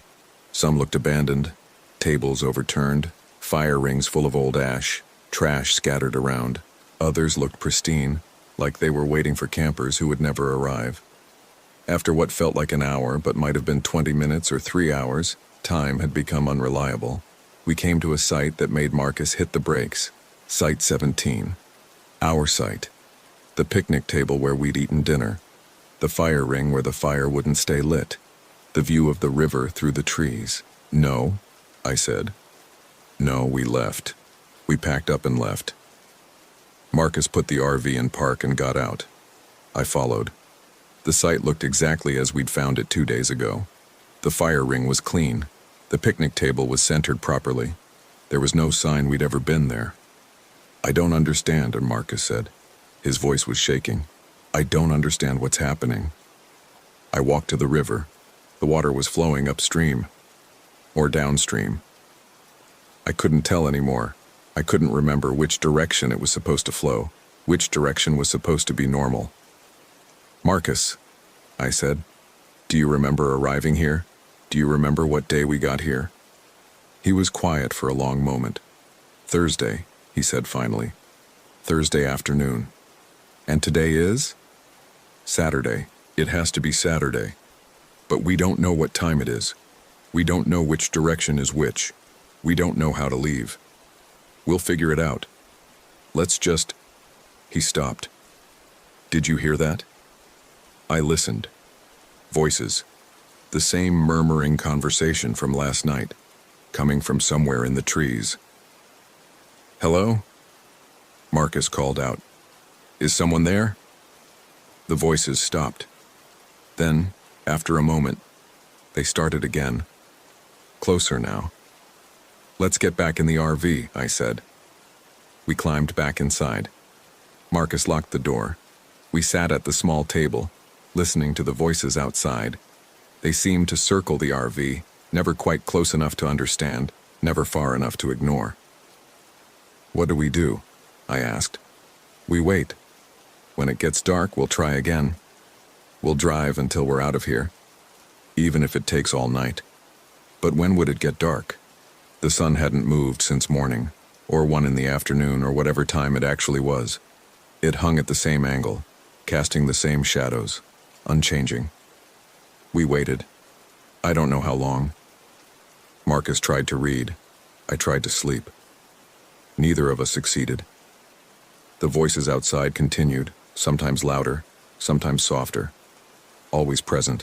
At some point, Marcus said, "I'm going to the bathroom," and went to the small RV bathroom. He was in there for a long time. When he came out, he looked pale. "What's wrong?" I asked. "The water in the toilet. It's flowing the wrong direction. When I flushed it," he shook his head. "It went up instead of down." I went to check. He was right. The water in the bowl was swirling clockwise, which wasn't how toilets worked. Or maybe it was how they worked in the southern hemisphere, but we weren't in the southern hemisphere. Were we? Marcus said from the main area. "Look at this." I came out. He was holding his phone, showing me the GPS app. The blue dot that showed our location was moving, not staying still like it should when you're parked. It was drifting in a slow circle, like we were on a carousel. "We're moving," he said. "We can't be. The engine's off." I know. I looked out the window. The trees, the river, the picnic table, everything was stationary. We weren't moving, but according to the GPS, we were. "Marcus, I want to go home." "I know. Me too." He tried starting the engine again. It turned over, caught, then died. He tried 3 more times. On the 4th try, it started and stayed running. "Okay," he said. "Here we go." He put the RV in drive and pressed the gas. The engine revved, but we didn't move. He pressed harder. The engine screamed, but the RV stayed motionless, as if we were stuck in mud or snow. But when I looked out the window, the tires were on solid ground, turning freely. Marcus put it in park and turned off the engine. "I don't think we can leave. There has to be a way. Maybe we're not supposed to leave. Maybe that's the point." "What point?" "This isn't a story, Marcus. There's no point. It's just wrong. Everything is wrong." He didn't argue. We sat in silence. The voices outside had stopped. Now there was just the river, that constant rushing sound that I'd once thought was soothing. "I need to walk," Marcus said suddenly. "I can't just sit here." "Don't go outside. I'm going crazy in here, Em. I just need to move, clear my head. Then I'm coming with you." "No, stay here, lock the door. I'll just walk to the river and back, 5 minutes." I didn't want him to go, but I also understood the feeling. The RV was small. The walls were pressing in, and sitting still felt like suffocating. 5 minutes, I said. "If you're not back, I'm coming after you." "Deal." He went outside, closing the door behind him. I locked it and watched through the window. He walked to the river's edge, stood there looking at the water. After a moment, he knelt down like he was examining something on the ground. I checked my phone. 1:23 p.m. Same as before. Time had stopped, or we had, or something. I looked back out the window. Marcus was still at the river, but now he was standing in the water, not at the edge, in it, up to his knees. What was he doing? I unlocked the door and stepped outside. "Marcus?" He didn't turn around. He was staring downstream, or upstream. I couldn't remember anymore. Completely still. "Marcus, what are you doing?" He turned then, and my breath caught. His expression was wrong. Not scared, not confused. Blank. Like all the emotion had been erased from his face. "Come look," he said. His voice sounded flat, mechanical. "Come see." Come see what? The water. You have to see the water. I took a step toward him, then stopped. Something about this felt like a trap. Some instinct was screaming at me not to get closer. Marcus, come out of the river. It's fine. The water's fine. Come look. Please come back to the RV. He tilted his head like he was considering it. Then he smiled. It wasn't Marcus's smile. It was something wearing Marcus's face and trying to remember how humans smiled. Okay, he said. I'll come back. He walked out of the water, his clothes dripping. But even though he'd been standing in the river, his pants weren't wet below the knee. They were completely dry. I backed toward the RV. Stay there. What's wrong? You're not Marcus. Of course I am. He took a step closer. What are you talking about? Your clothes are dry. He looked down, seemed to notice for the first time. Oh, that's strange. What happened to you? Nothing happened. I just went to look at the river. Like I said I would. Another step. Why are you backing away? Because something's wrong with you. I'm fine, I'm completely fine. His smile widened. Come here, let me show you I'm fine. I turned and ran for the RV. Behind me, I heard Marcus, or the thing that looked like Marcus, start running too. I reached the door, yanked it open, threw myself inside, and slammed it shut. My hands shook as I tried to turn the lock. Something hit the door from outside, hard. Let me in. Marcus's voice, but wrong, too calm, too even. This isn't funny. Open the door. I moved away from the door, backing into the bedroom area. My phone was on the table. I grabbed it, not sure what I was going to do with it. Call 911, tell them what? That my boyfriend went to look at a river and came back wrong. The door handle rattled. Please. I'm sorry if I scared you. I'm fine now. I promise I'm fine. Go away. I can't go away. This is my RV too. This is our trip. We came here together, remember? I did remember. Thursday afternoon, Subway sandwiches, a podcast about disappearances. It felt like a lifetime ago. The rattling stopped. I heard footsteps moving around the RV, circling it. Then they stopped at the window near the bed. I saw Marcus's face appear, pressed against the glass. I can see you, he said. His voice was muffled but clear. You can't hide from me. We're together. That's the whole point of this. What point? What are you talking about? The river chose us, don't you understand? It flowed backward just for us. It showed us which direction to go. All we have to do is follow. The river is just water, Marcus. It doesn't choose anything. That's not true anymore. He smiled again, that terrible, not right smile. Nothing is true anymore. Didn't you notice? Time doesn't work. Direction doesn't work. The road goes in circles. We're inside now, Em. We crossed over. Crossed over where? To where the river flows backward, to where everything runs in reverse, where endings come before beginnings. I wanted to tell him he was crazy, that he was talking nonsense. But none of this was following any kind of logic. Why couldn't he be right? Why couldn't there be a place where rivers flowed backward and time stopped and couples got trapped forever in endless campgrounds? I don't want to be here, I said. I know, but we don't get to choose. His face disappeared from the window. I'll give you some time to think, but eventually you'll have to come out. You'll get hungry or thirsty, or you'll just get tired of being alone. And when you do, I'll be here. I'll always be here. The footsteps moved away. I waited, listening. The river rushed, nothing else. I stayed in the RV as the unchanging afternoon continued. The sun didn't move. My phone stayed at 1:23. I found some granola bars in the cabinet and ate them without tasting anything. I drank water from the tap, which came out tasting faintly of metal and something else I couldn't identify. Every so often I'd look out the window. Sometimes Marcus was there, standing at the edge of the trees watching the RV. Other times he wasn't. Once, I saw him in the river again, standing in the current that flowed both ways or no way or every way at once. Night never fell, or maybe it did and I couldn't tell the difference anymore. My sense of time had completely fallen apart. I might have been in the RV for hours or days.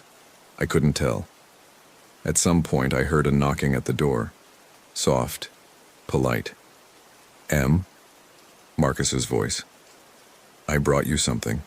You must be getting hungry." I went to the window by the door and looked out. Marcus was holding a plate with what looked like a sandwich on it. His smile looked more natural now, more like his real smile. But his eyes were still wrong, too bright, too focused. "I'm not hungry. You have to eat eventually. I'll take my chances." "Em, please, can we just talk? I won't try to come in, I promise. I just want to talk to you." Against my better judgment, I said, "Fine. Talk." He set the plate down on the picnic table and stepped back, giving me space. "I know you're scared, I get it. I was scared too at first, but, Em, it's not so bad once you accept it." "Accept what?" "That we're not leaving. That this is where we are now." "That's insane." "Is it? We've been trying to leave for..." He paused. "How long have we been trying to leave, Em?" I didn't answer. "You don't know, do you? Because time doesn't mean anything here. We could have been trying for 5 minutes or 5 years, there's no way to tell. Even if that's true, I'm not giving up. I'm not asking you to give up. I'm asking you to let go. There's a difference." "No, there isn't." He sighed. "You always were stubborn. That's one of the things I love about you. Don't say you love me. Whatever you are, you're not Marcus. I'm exactly Marcus, I'm just more now. I've seen what's under the surface, what flows beneath the current. Once you see it, you can't unsee it. And Em," he leaned closer to the door, "you're going to see it eventually. Everyone who stays here does." "I won't stay here." "You will, because there's nowhere else to go. The roads only lead back here. The time only stays still here. The river only flows both ways here. We're at the center, Em. The eye of the storm. The point where everything meets." I moved away from the window. His voice followed me. "I'll be outside if you need me. I'm not going anywhere. I spent more time in the RV, how much I don't know. I tried to sleep but couldn't. Every time I closed my eyes, I saw the river flowing in impossible directions, felt the wrongness of it seeping into my mind. The strangest part was that I was getting used to it. The constant sound of the water, the unchanging light, even the knowledge that Marcus was outside waiting. It was all starting to feel normal. Like this had always been my life, and everything before was the dream. That's when I knew I had to do something. I searched the RV for anything that could help. The keys were still in the ignition, but I'd seen what happened when we tried to drive. In the storage compartments, I found camping gear, a first aid kit, emergency flares. The flares gave me an idea. If we couldn't drive out, maybe someone could see us. Maybe if I made enough noise, enough light, something would change. Someone would notice. I grabbed the flares and went to the door. I'd have to go outside, but maybe if I was fast, I could light them before Marcus stopped me. I unlocked the door and threw it open. Marcus was sitting at the picnic table, exactly where I'd expected him to be. He looked up as I came out. "Em, you're out." I didn't answer. I ran to the fire ring, opened the first flare and struck it. It burst into red light, burning and smoking. I stuck it in the ground and opened the second one. "What are you doing?" Marcus asked. He sounded curious, not angry. "Signaling. Someone will see this." "Who will see it?" "We're alone here." "Someone will come. A ranger or another camper or..." I lit the second flare and planted it next to the first. "There are no rangers here. No other campers. Just us and the river." I lit the third flare. The red light cast everything in a hellish glow. Smoke rose in thick columns, but there was no wind to blow it away. It just hung there, getting thicker. "Please stop," Marcus said. "You're just making it harder." "Harder for who?" "For both of us." I lit the fourth flare. The last one. The smoke was so thick now I could barely see Marcus through it. Good. I didn't want to see him. I didn't want to see his two bright eyes and his wrong smile. The flares won't bring anyone, but they might attract attention you don't want. What's that supposed to mean? We're not the only things here. The river brought us, but it brought other things too. Things that have been here longer. Things that don't like light. I should have thought he was lying, trying to scare me. But his voice was serious, almost worried. Almost like the real Marcus again. The flares began to dim. One by one they sputtered and died. The smoke lingered, but the light faded. The afternoon, or whatever it was, returned. I stood in the smoke, defeated. Marcus was right. No one was coming. No one could see us. "I'm sorry," Marcus said. He stood and walked toward me. I didn't back away this time. I was too tired. I wish I could make you understand. It's not so bad, really. The river takes care of us. We don't get hungry or tired or sick. We just are. Forever. Forever, I repeated. The word felt heavy. Or until the river decides to let us go. But I don't think it will. I think we're part of it now. Part of the current that flows both ways. He reached out and took my hand. His skin felt normal, warm, alive. That made it worse somehow. If he'd felt cold or wrong, I could have pulled away. But he felt like Marcus. "Come with me," he said. "To the water. Let me show you what I saw. Then you'll understand." I should have said no. Should have run back to the RV and locked myself in again. But I was tired of resisting. Tired of being scared. And maybe some part of me wanted to understand. Wanted to see what Marcus had seen that changed him. We walked to the river together, hand in hand. The water rushed past, flowing both ways, going nowhere and everywhere at once. Marcus stepped in, pulling me with him. The water was cold, then warm, then cold again. It felt like standing in multiple rivers at the same time.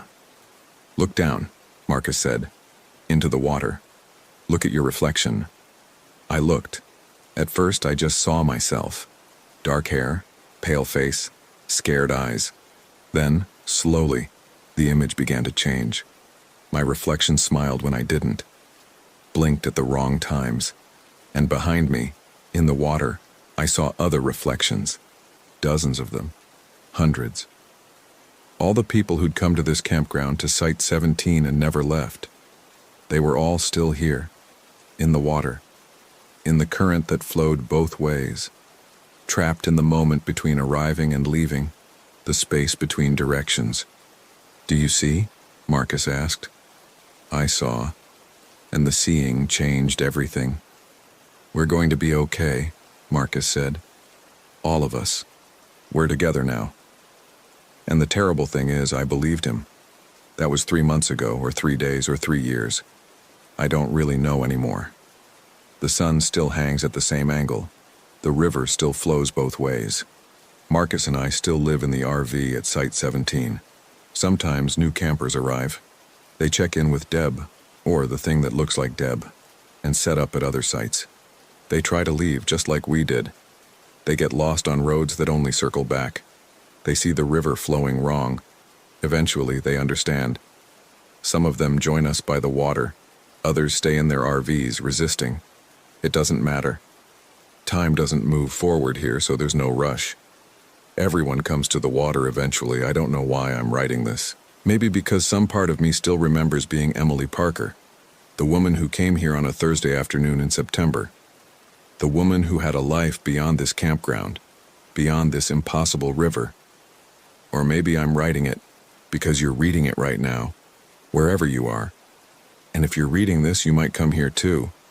You might look for Riverview Pines on a map, curious about the place where rivers flow backward. You might think you'll be different, that you'll figure out how to leave. You won't. But that's okay. We're here. We'll be waiting for you. The water is fine.